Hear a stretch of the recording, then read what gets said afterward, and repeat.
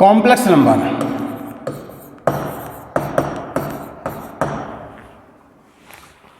बेटे complex number वैसे तो आप 5th चैप्टर में पढ़ोगे कि कॉम्प्लेक्स नंबर क्या होता है, लेकिन यहाँ पे हम थोड़ा सा कॉम्प्लेक्स नंबर के बारे में बता दें कि एक ऐसा नंबर जो a प्लस आई बी के फॉर्म में लिखा जाता है, जहाँ पे a और b दोनों ही रियल हैं, और i जो है एक इमेजिनरी नंबर है जिसकी वैल्यू 1 है, -1 रूट में -1 है, इसे हम आइटा कहते हैं। तो इसके बारे में डिटेल्स आप आगे पढ़ोगे, लेकिन यहाँ पे केवल हमने एक सिंबॉलिक फॉर्म में आपको बता दिया कि कॉम्प्लेक्स नंबर इस तरह से लिखा जाता है और यह भी एक नंबर है। तो मैथमेटिक्स में इस नंबर का भी काफ़ी रोल है, तो हम इसके बारे में आगे पढ़ेंगे, लेकिन यह कॉम्प्लेक्स नंबर रियल नंबर से भी बड़ा होता है। तो इसके बारे में जब हम आगे पढ़ेंगे तो वहाँ पे बताएंगे कि ये कैसे होता है, लेकिन यहाँ पे फिलहाल आपको इतना समझ के चलना है कि कॉम्प्लेक्स नंबर भी एक नंबर है जो रियल और इमेजिनरी नंबर को मिला करके बनता है, और ये रियल नंबर से भी बड़ा सेट होता है। तो इस तरह से कॉम्प्लेक्स नंबर का सेट हमारा रियल नंबर से भी बड़ा सेट हो गया। और आगे अब हम एक्सरसाइज से कुछ क्वेश्चन लेते हैं और देखते हैं कि उसमें क्या क्या दिया गया है।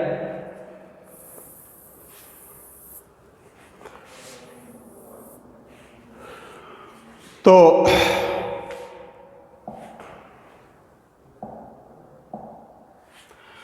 ये हमारे पास कुछ एक्सरसाइज के क्वेश्चन हैं। एक्सरसाइज नंबर 1.1,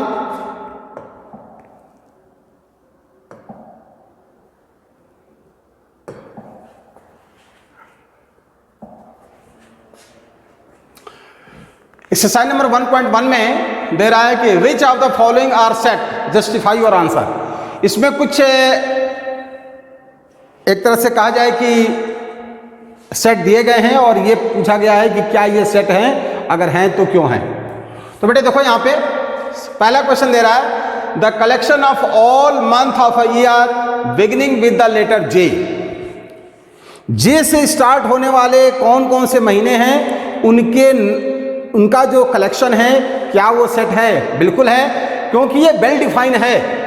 हमारे पास जो जे से शुरू होने वाले महीना है कौन कौन से हैं?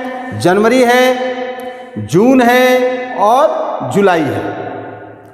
ये हमारे पास मंथ हैं। तो ये चूंकि वेल डिफाइन है कि वो जे से ही शुरू होना चाहिए, इसलिए ये वेल डिफाइंड कलेक्शन है, इसलिए ये हमारा सेट होगा। Next, the collection of 10 most talented writer of India. 10 most talented writer. बेटे टैलेंट कोई डिफाइन नंबर, डिफाइन वर्ड नहीं है। क्यों नहीं है? क्योंकि हर व्यक्ति के अंदर टैलेंट अलग अलग होता है।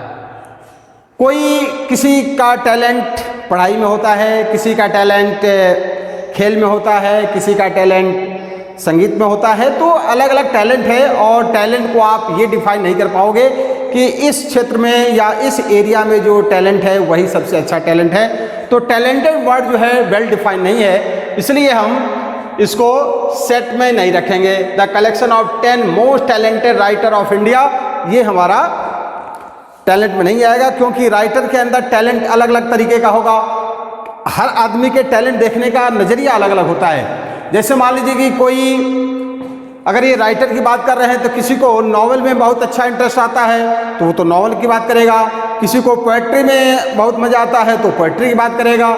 तो इसलिए अलग अलग ये टैलेंट होते हैं, इसलिए इसको हम डिफाइंड, वेल डिफाइंड हम कलेक्शन नहीं मानेंगे, और इसलिए ये सेट नहीं होगा। Third question, a team of 11 best cricket batsman of the world.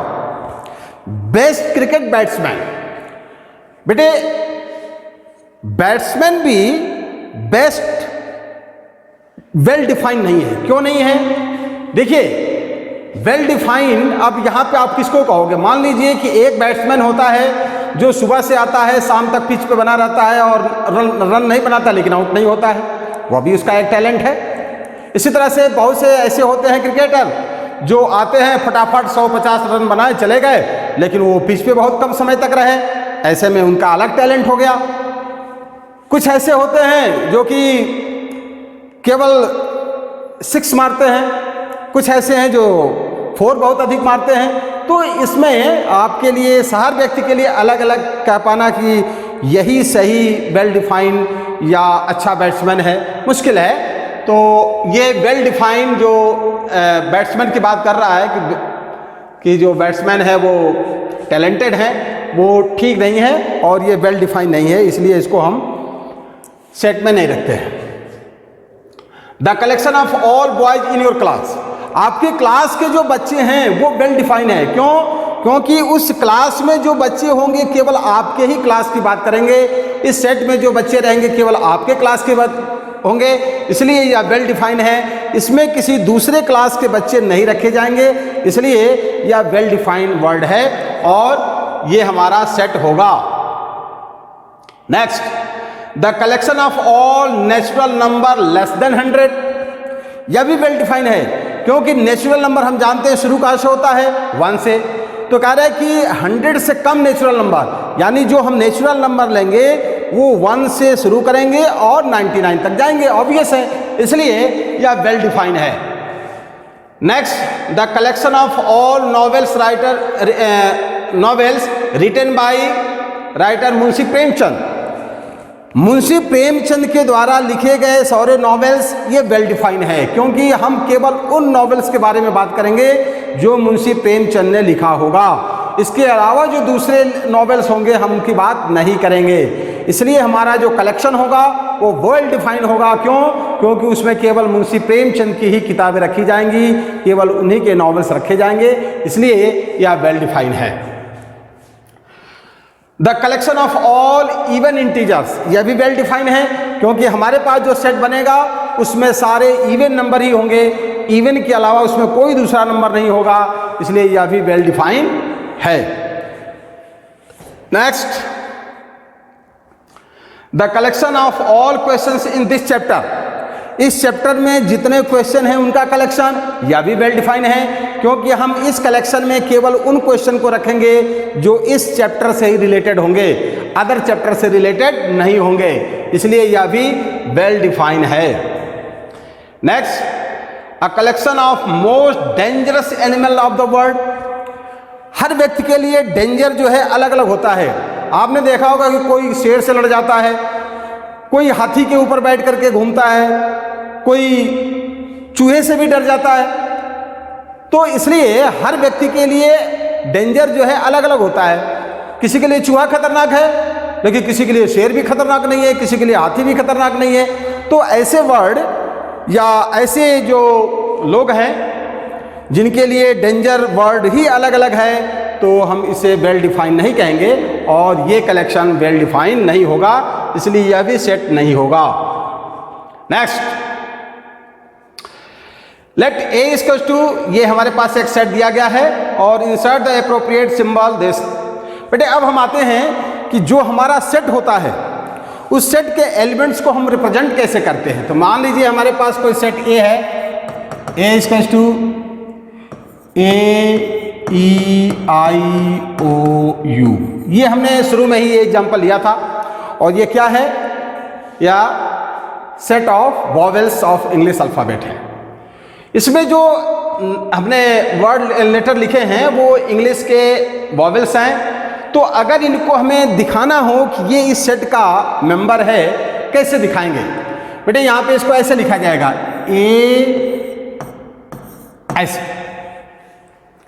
ये जो वर्ड है, ये जो लेटर लिखा हुआ है, इसको हम बिलोंग्स टू पढ़ेंगे। इसको पूरा कैसे पढ़ा जाएगा? ए बिलोंग्स टू ए, यानी जो हमारा स्मॉल ए है वो इस कैपिटल ए के अंदर है, बिलोंग्स टू। ठीक है, इसको एलिमेंट भी पढ़ते हैं, ए is an element of A. इसी तरह से अगर ई को दिखाना होगा तो क्या लिखेंगे? ई बिलोंग्स टू ए, ऐसे लिखेंगे। ए इसको ऐसे भी पढ़ेंगे, A is an element of A.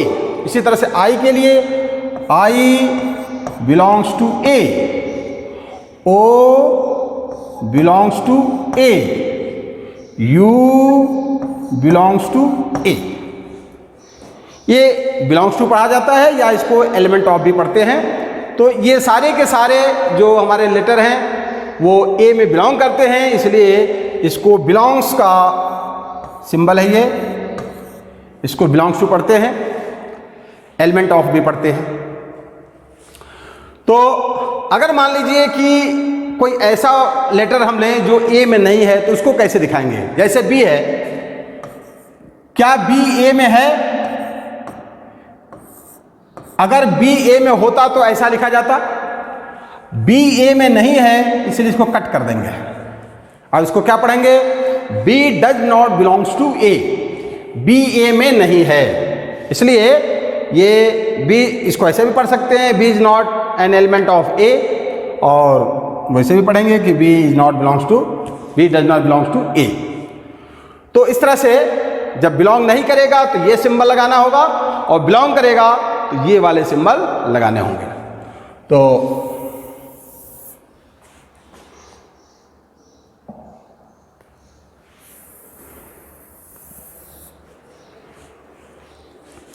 Next, तो हमारे पास एक सेट है A, क्वेश्चन नंबर 2 है।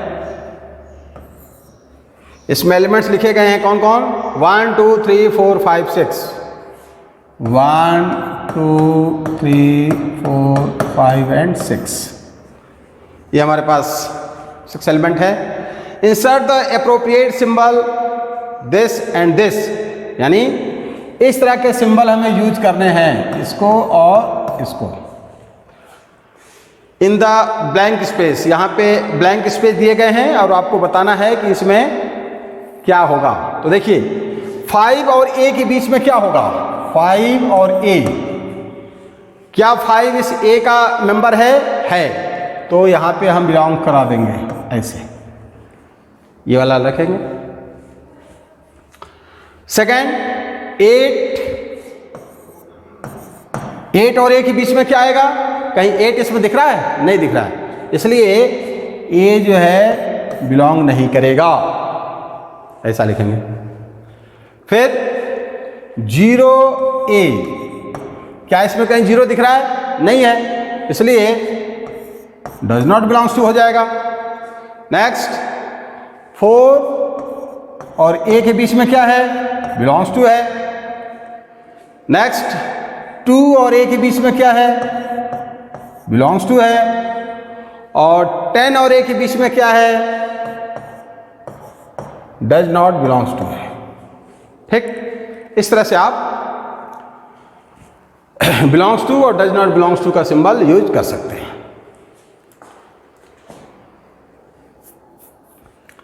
नेक्स्ट,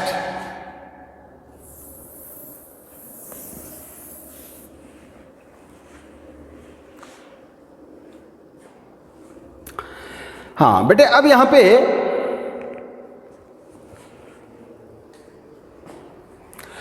पे हम ये देखेंगे कि सेट को कितने तरीके से लिखा जा सकता है।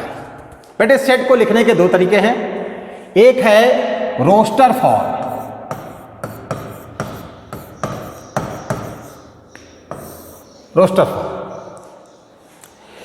रोस्टर फॉर्म का मतलब क्या हुआ? रोस्टर फॉर्म में जब हम सेट को लिखते हैं तो इसमें हर एलिमेंट को इंडिविजुअली लिखना पड़ता है और 2 एलिमेंट्स के बीच में कॉमा लगाना पड़ता है। जैसे ये मान लीजिए हमने कोई सेट लिखा AEIOU, आप देख सकते हो कि हर 2 एलिमेंट के बीच में कॉमा लगा हुआ है, ये कॉमा लगा हुआ है। तो कॉमा लगना जरूरी है और हर एलिमेंट को भी इसमें लिखना जरूरी होता है, इसलिए ये कहलाता है रोस्टर फॉर्म। इसे हम टेबुलर फॉर्म भी कहते हैं और लिस्टिंग मेथड भी कहते हैं। इसको 3 नामों से जाना जाता है। एक तो हो गया roster form, second listing form या लिस्टिंग मेथड, और थर्ड है टेबुलर फॉर्म। टेबल बनाना, जैसे आप लोग घरों का सामान या आपके क्लास में जब टाइम टेबल बनाया जाता है तो वहाँ भी रोस्टर फॉर्म में लिखा जाता है, यानी टेबुलर फॉर्म में लिखा जाता है कि किस पीरियड में कौन टीचर क्या पढ़ाएगा, ये वहाँ पे लिखा रहता है, इसलिए वो सब टेबुलर फॉर्म है। तो ये हो गया रजिस्टर फॉर्म। इसके बाद आता है सेकंड मेथड है सेट बिल्डर फॉर्म। सेट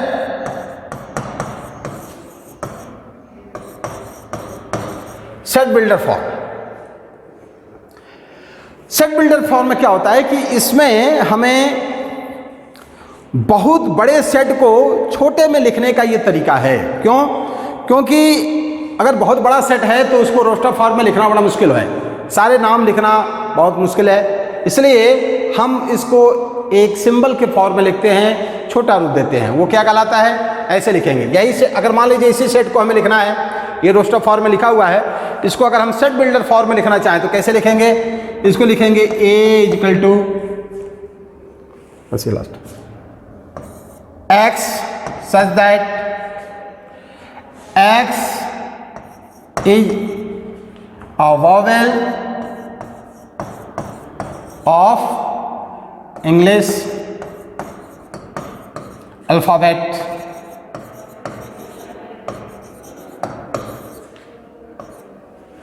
ये देखिए, ये हमारा सेट बिल्डर फॉर्म है। क्यों?